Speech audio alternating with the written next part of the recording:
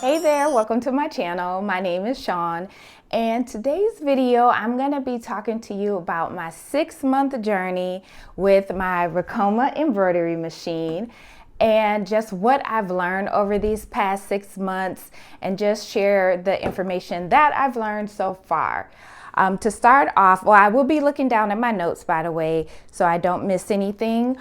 But to start off, first I'm gonna go over the specs of the machine, give you all that information, and then I'll jump into the different topics that I wanted to discuss today.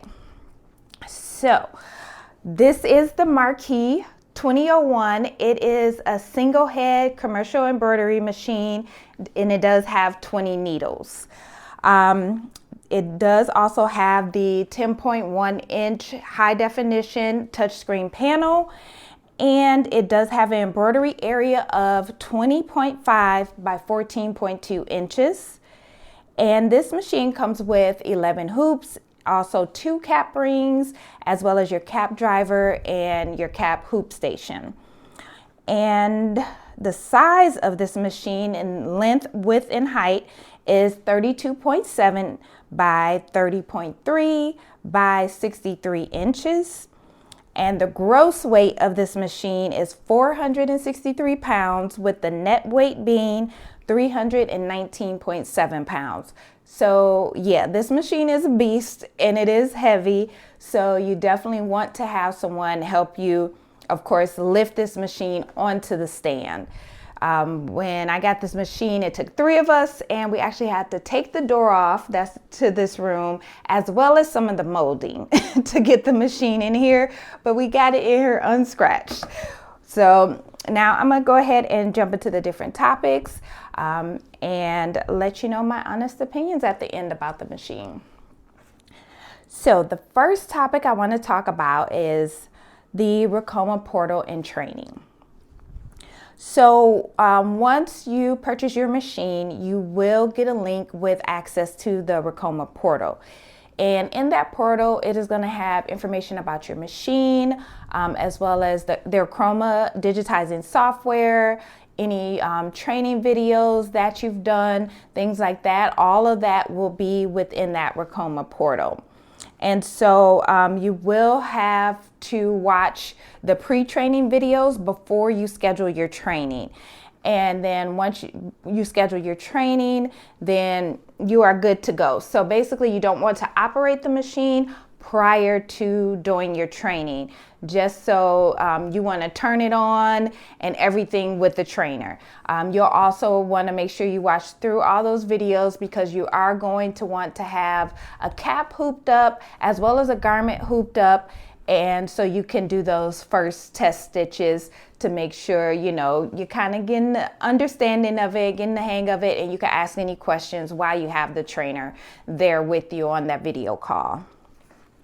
And any trainings that you might take after the fact, those will also be stored in that portal so you can go back and watch those videos as well.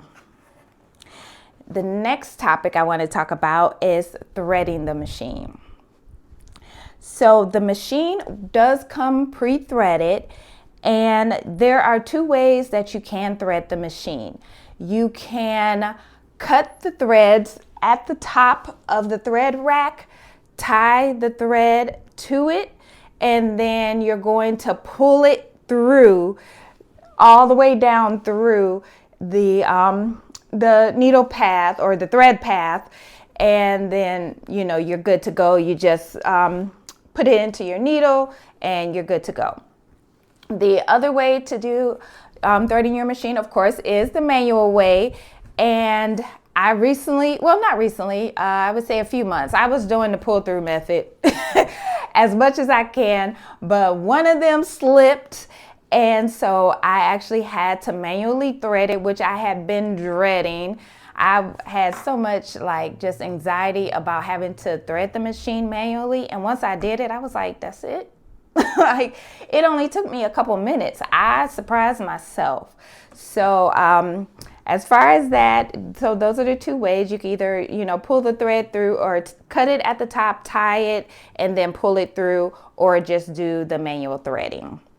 Um, and also I found that using thread nets on my spools of thread does help keep threads from tangling at the top here up top on the thread rack. It also helps to keep your thread from getting dust on it also. So I use thread nets on my larger spools as well as my smaller spools back here. And you can get the thread nets, I want to say about a bag of 100 for about $10 or $15 from Amazon, and I'll make sure to link that below for you. The next topic I want to talk about are needles. So when it comes to needles, I highly suggest that you buy in bulk, because you're going to save yourself money in the long run, and you'll just always have those needles available, because you are going to have to change your needles. So the needles that I currently have on my machine, I have the first 4 needles strictly for hats, and I use 8012 needles, titanium, for my hats. And then I have my standard 7511, which I use the majority of the time. And then I have another 4 needles that have 65-9 needles on there. Now, there is no set schedule as to when or how often you should change your needles, but I would say if you're noticing bad stitching, like puckering, if you're getting frequent thread breaks, or if you're just noticing bad stitch outs and things like that, I would change that needle first. A lot of times, I'm not going to say all the times, a lot of times I've noticed for myself, that's usually a problem. I need to change the needles out. So just make sure you buy your needles in bulk, because you're going to need them anyways. And if you're running your machine continuously on a daily basis, you definitely want to buy those needles in bulk, just to save yourself money and time for having to place an order and wait for new needles to come in. And the next topic I want to talk about is the touchscreen panel. So the touchscreen panel, again, I know I mentioned earlier, is a 10.1 inch high definition touchscreen. It is extremely user friendly. If you have a tablet, you can work this screen. That's exactly what it is. I love it. I think I've gotten really good. I'm not going to say I'm an expert at it, but I'm really good at it. And I love the panel. It is amazing. Let's see. So you do have Wi-Fi compatibility, and you can also add your custom hoops. So I was able to add in my Mighty hoops. So all I have to go, when I'm making a design where I'm using my Mighty hoops, I just go in there, select that hoop, and I'm good to go. As well as you can change your background color for your hoop. Like here, I have it set for purple. It really depends on the design, and if it has multiple colors, I may change the background color. You can also, program your threads in there, as well as set the brightness. You can set the language. You can change your alert sounds. There's so much you can do with this panel, and it is a breeze to learn, let me tell you. I learned how to work the panel better than I learned how to work the machine first, honestly. But this panel is amazing. Now, the next topic I wanted to talk about was switching out your brackets.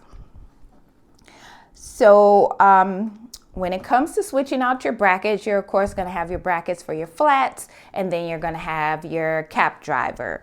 Now, the eyelet wrenches does come in the toolbox that you're going to get with the machine, and so you're just going to use the eyelet wrenches to loosen the screws and switch between the brackets.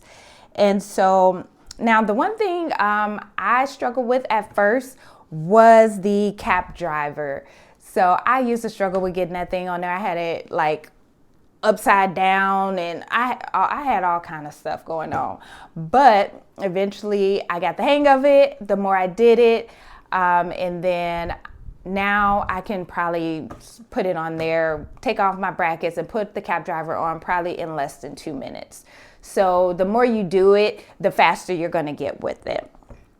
And I also like that it comes with 2 hat rings. That way, if you're working on a large order or multiple cap order, you can have one on the machine, hoop your next hat up. Once that hat stops, take it off, and just kind of keep going, flowing like that. So that I really love that they provided 2 cap rings for the cap driver. But as far as switching the brackets out, it's a piece of cake. You will get it in no time. At least I got it in no time. All right, the next topic I want to talk about is maintenance for your machine. So with these machines, you definitely want to stay on top of your maintenance so your machine stays in amazing condition. So you're going to have to do daily, weekly, as well as monthly maintenance on the machine. And I did do a video. There was a Ricoma tech, Aiden. He was amazing. He came here to fix my color change cam on my machine. And then we actually did some training. And when he asked, was there any other questions I had? I said, yes, maintenance. And so I actually filmed a video. I'll link it in the description below so you can check that out so you can see. And he covers all of those weekly, daily, and monthly maintenance. So you definitely want to make sure you stay on top of that. You want to get your, there's 2 different types of oils that Aiden does talk about that you would need for your machine. Your machine will come with some oil so you can oil it, but you're going to have to get, a couple other different types of oils as well. I'll have them linked below. I don't remember them off the top of my head, but I'll have them linked below. And Aiden also explains the type of oils, additional oils that you'll need for the machine as well. All right, so moving on to the next topic, I want to talk about troubleshooting and problem solving. So I don't want to be a Debbie Downer, but this machine comes with a toolbox and extra parts for a reason. So you are going to, if you don't have these skills, you will develop them, trust me. So you're definitely going to have troubleshooting and problem solving skills. Now, with that, I will say Ricoma has a lot of resources that can help you with any issues that you may experience with your machines. So they have their Facebook group, which is really helpful. You can go in there and look in the search bar and type in maybe your question, and it'll come up with a bunch of posts where maybe people have asked that questions, and then I'll look in the comments and see what advice they were given. I've posted in the group when I was having an issue with the machine that I couldn't figure out, and somebody just dropped a link to a video. 15 minutes later, the issue was fixed. So there's a lot of amazing people in that group that have been embroidering for years that will help you out. They share good information. So the Facebook group I highly recommend that. That is a really good resource. And you can always take a picture or a video, post it into the group, and let them know what's going on, and people will respond to you. The next thing is Ricoma's YouTube channel.